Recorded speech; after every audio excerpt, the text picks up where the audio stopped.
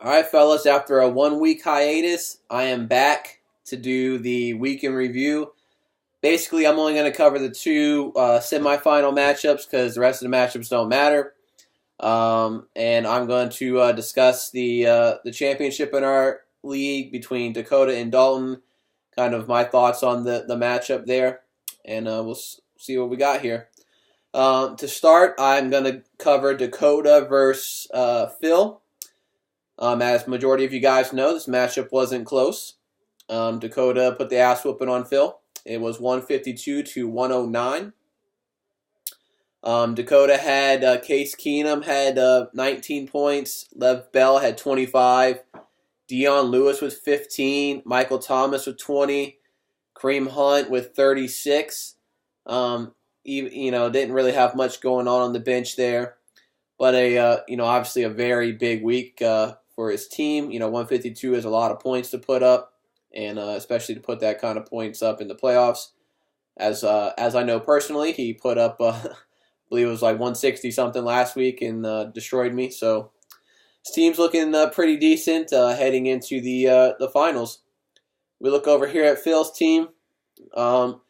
Unfortunately, Phil got hurt by the injury to Antonio Brown in the game, where he has a partial tear to his calf muscle. I don't believe Antonio Brown was going to score like 40-something points to, keep Phil competitive in this matchup. But nonetheless, definitely hurt his team there. He had Big Ben with 18, Tyreek Hill had 17, Delaney Walker with 10, Latavius Murray with 17, Rams defense with 19, Justin Tucker with 10. Nothing going on his bench, a lot of injuries there. Some duds in his lineup. Lamar Miller with 4, Jamal Williams with 3. Obviously, Antonio Brown got hurt, so you can't really consider that. And then everybody else did well. Just very tough day for his running backs outside of Murray. And he could have got a couple more points if he plays Danny Woodhead, but nothing that would have changed the outcome of the matchup, which obviously sometimes that's for the better. And then we'll go to the other matchup, which was Philip versus Dalton. And this matchup was very close. This is what most people would want to see, near the end of the fantasy season. At least us that aren't playing. If you're playing in it, you don't want it to be that close, but Dalton was able to pull this one out. It was 148.4 to 146.1. This came down to the last game of the week on Monday night. I believe Dalton had a 5.3 point lead heading into Monday night, and Philip had the Falcons defense playing against Tampa. I predicted wrong. I thought the Falcons defense would get 6 points, and I thought Philip would get the upset victory here, but that was not the case. So we'll look at the teams here. We'll look at Phillips' team. He had Alex Smith with 19. Obviously, he had Todd Gurley. I don't believe many teams lost that had Todd Gurley, probably 10% or less this week. But in our league, Todd Gurley put up 43.5 points. Devonta Adams had 14. Would have likely had more had he not suffered a concussion in the game and had to leave the game because of that. Those damn Panthers are fucking headhunting, I guess. We have Jamison Crowder with 14, and Robbie Gould really kept him in this matchup here with 24 points. So a pretty impressive day for him. Philip did have Sterling Shepard on the bench, who had 25.4 points. So that would have been his highest scoring receiver of the week. Looking at his lineup here, I could see potentially playing him over Jamison Crowder. He could really gone either way there. You're not going to play him over Adams or Green. And maybe you could have played him over Crowell or Collins. You move on, you pick whichever one you want to sub out and put him in. It's really a coin flip, looking at it beforehand. I would say they're kind of all even. It's just, what do you think is the best matchup? What do you think is going to have the greatest outcome for you? And unfortunately, things didn't go his way there. If we look over here at Dalton's team, he had Aaron Rodgers, who had 22 points. Obviously, Aaron Rodgers has been placed back on the injury reserve, so Dalton will not have Aaron Rodgers in the championship. It was a 1 week plug-and-play type thing, and obviously probably helped him win the matchup. He had Kamara with 18, LaShawn McCoy with 24, Hopkins had 16, Jeffrey had 13, Gronk with a huge day with 23. Robert Woods came back from injury. He scored 14. He had Greg the Leg Zerline with 10. He also had some points on the bench. He had Smith-Schuster on the bench with 14. Now, I know before the week there was a trade between Dalton and Dakota, who are now facing each other in the finals. It was Jared Goff for Jordy Nelson, and some people didn't like the trade. Some people didn't care one way or the other. Obviously, the trade was fair, so I let it go through. And if the trade nearly cost Dalton the matchup because he made the trade to play Jordy Nelson. Jordy Nelson put up 4 points. If he doesn't make the trade, my guess is he likely plays Juju Smith-Schuster because that's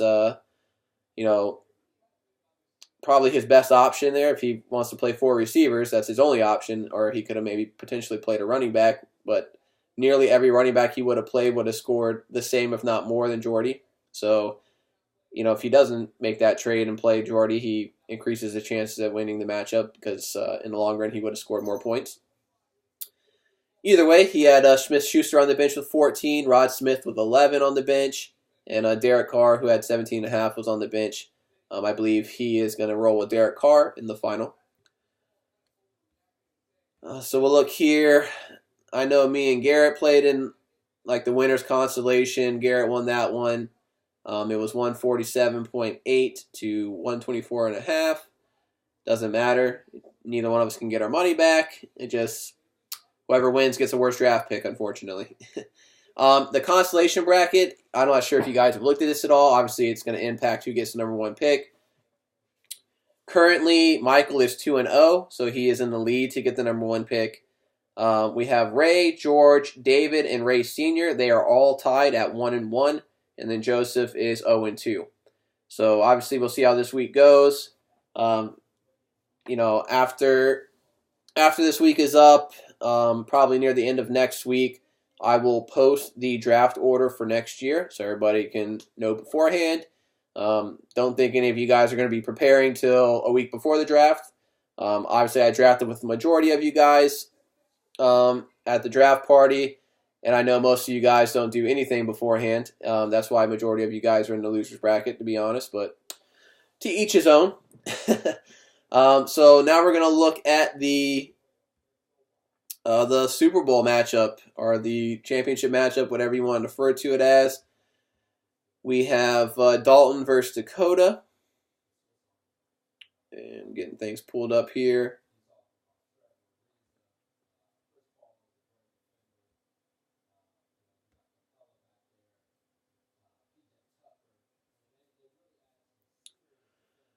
So right now, it looks like Dakota is projected to beat Dalton 140.9 to 124.8, so basically 16 points favored by.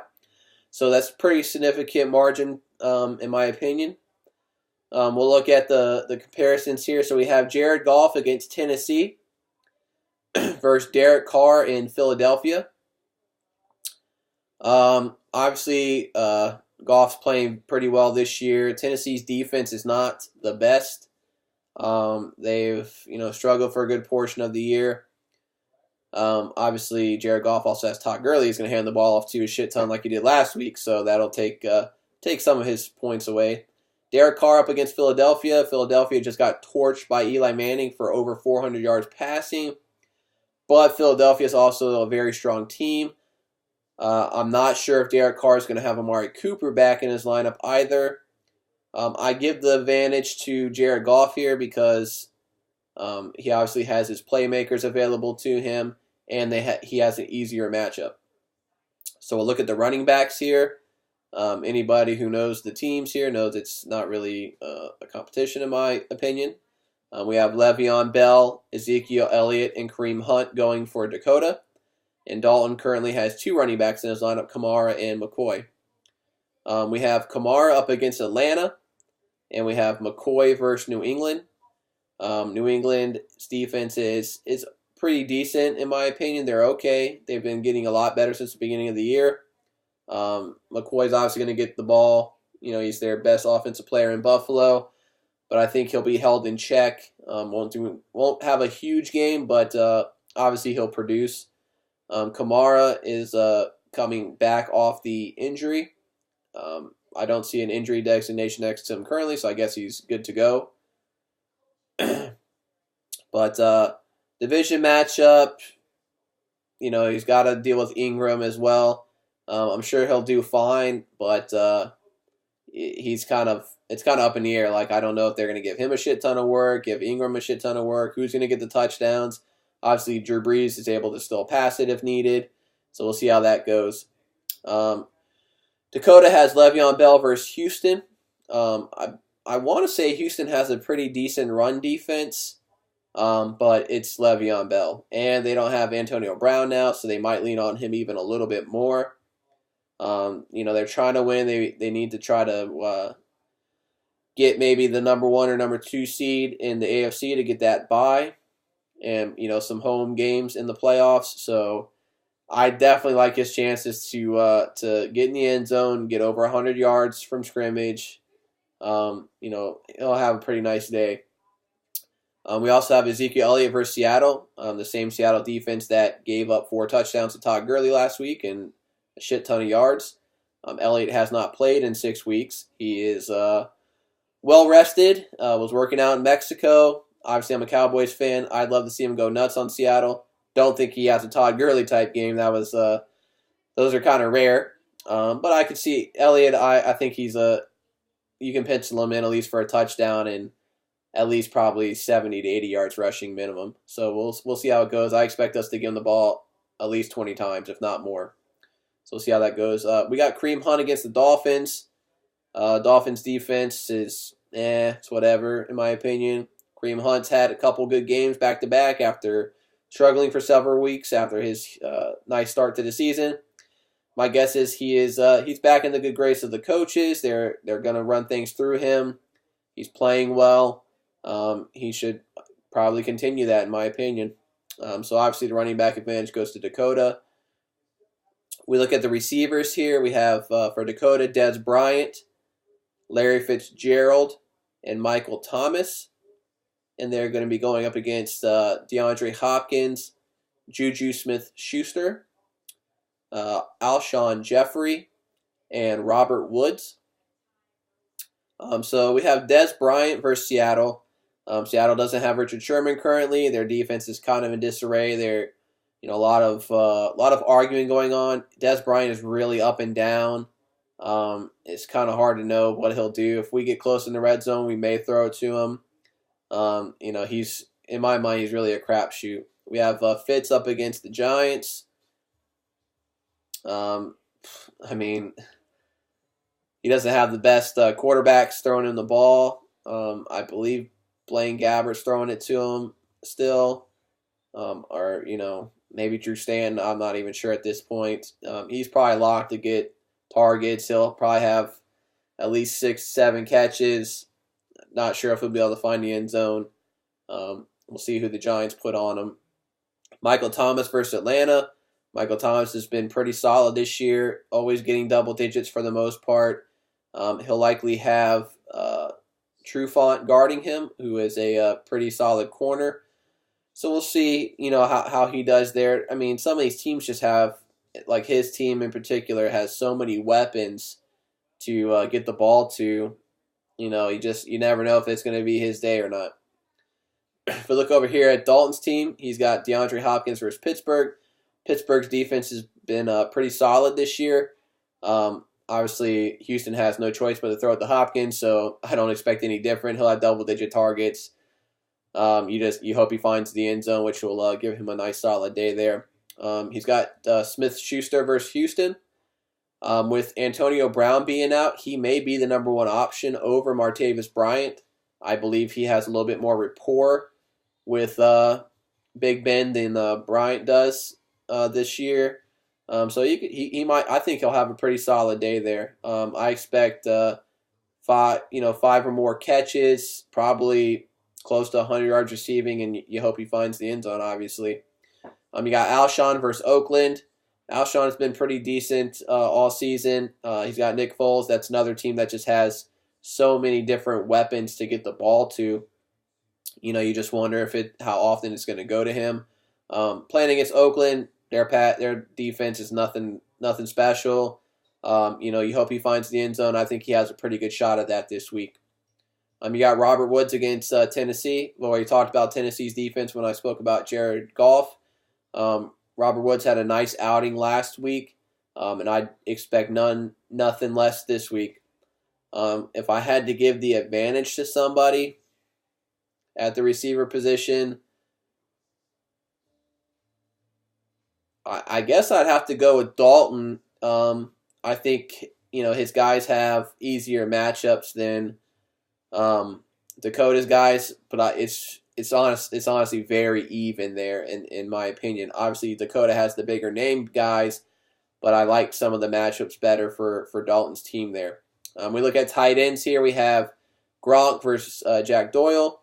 Obviously, we know who has the advantage there. We have Gronk against Buffalo.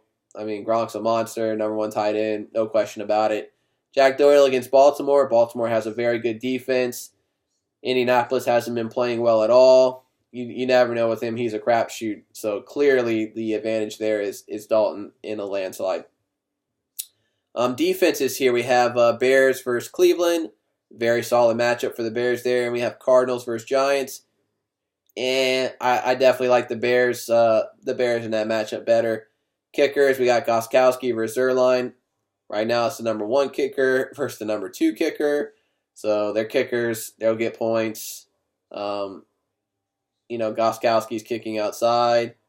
In the cold Northeast, maybe there might be snow. I don't know any of the weather. Zuerlein's in Tennessee where the weather should probably be a little bit nicer. My prediction is I like Dakota in this matchup. I'm going to say Dakota does not put up the kind of points he's been putting up. I'm going to knock him down. I'm going to say he's going to get, my prediction will be 135 to, I'll say like 135 to 131. That's what I'm thinking here. So best of luck to you guys in the final. Everybody else, make sure you set your lineups. Obviously, we have draft order implications and things of that nature that get affected. Obviously, this is the last week for our fantasy league. It's a sad time. All of us love playing. Hope majority of us, I'm sure, will be back next year to do it again, man. I can't wait. It's been a fun season, and best of luck to those in the final. See you guys next time.